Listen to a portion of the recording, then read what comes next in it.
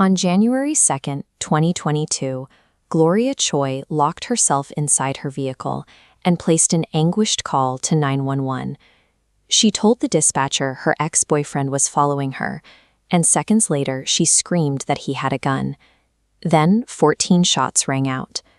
Gloria was a hotel manager and devoted mother to a 7-year-old boy. Realizing her relationship was dangerous, she took every legal precaution.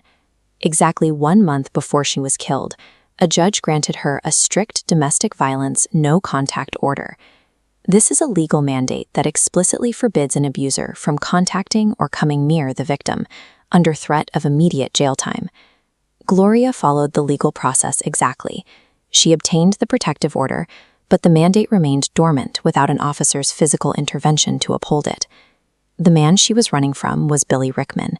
He initially won Gloria over with intense affection and gifts, a tactic known as love bombing, before rapidly pivoting to extreme possessiveness, isolating her and demanding money. When Gloria finally left him, Rickman turned to modern technology to maintain his control.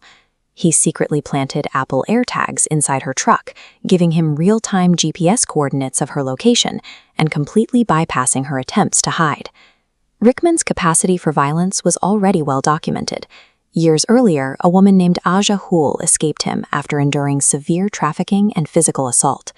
While studying at UC Berkeley, she found the courage to file a comprehensive police report detailing his abuse and his explicit threats to kill her. That police report generated an active arrest warrant for Rickman in California. Due to a severe breakdown in cross-state communication, Washington authorities never saw a warrant, and Rickman remained completely free to stalk Gloria. The final escalation began on December 30. Over the course of 48 hours, Gloria and her friends dialed 911 twice to report stolen laptops and slashed tires, specifically naming Rickman as the perpetrator. This is a view of a modern police dispatch center, similar to the one processing Gloria's emergency calls.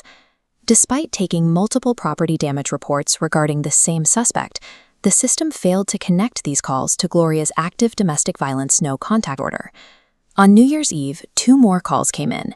A hotel clerk caught the tire slasher on the property again, chased him, and gave 911 the exact make, model, and distinct damage, a broken taillight, of the Chevy Colorado Rickman was driving. Gloria personally handed officers a 7-page dossier. She provided them with printed emails, a log of his stalking behavior, and surveillance video stills showing Rickman on the property. Even with this explicit evidence in hand, the police did not dispatch units to arrest him. Despite receiving a clear record of these repeated violations, the police department continued to treat the situation as an administrative matter rather than an immediate physical danger. Gloria told the responding officer exactly where Rickman was likely staying at a nearby motel. Rather than driving over to detain him for violating the court order, the officer simply left Rickman a voicemail asking to speak with him. Law enforcement experts heavily criticize this tactic. Alerting a domestic abuser that police are watching them without actually taking them into custody frequently triggers a volatile reaction. It signals to the abuser their window of control is closing, rapidly accelerating their timeline to violence. Rickman was hiding in plain sight. He had rented the Chevy Colorado under his real name, and the motel he was staying at was a mere 6-minute drive from the crime scenes. The administrative process took priority over a woman's physical safety. This systemic apathy allowed a known, violent stalker to roam freely while his victim waited for a protection order to be enforced. After murdering Gloria, Rickman fled south. 4 days later, police finally tracked his phone to the rugged, freezing terrain of Northern California, where he was cornered and arrested. When Rickman eventually went to trial, prosecutors built their murder case using the exact same AirTag data, surveillance footage, and stalking logs that the local police had ignored in the days leading up to the shooting. The jury took only 2 hours to reach their verdict. Rickman was found guilty of aggravated murder and sentenced to life in prison without the possibility of parole. Seeking accountability, Gloria's family filed a wrongful death lawsuit against the city of Lakewood.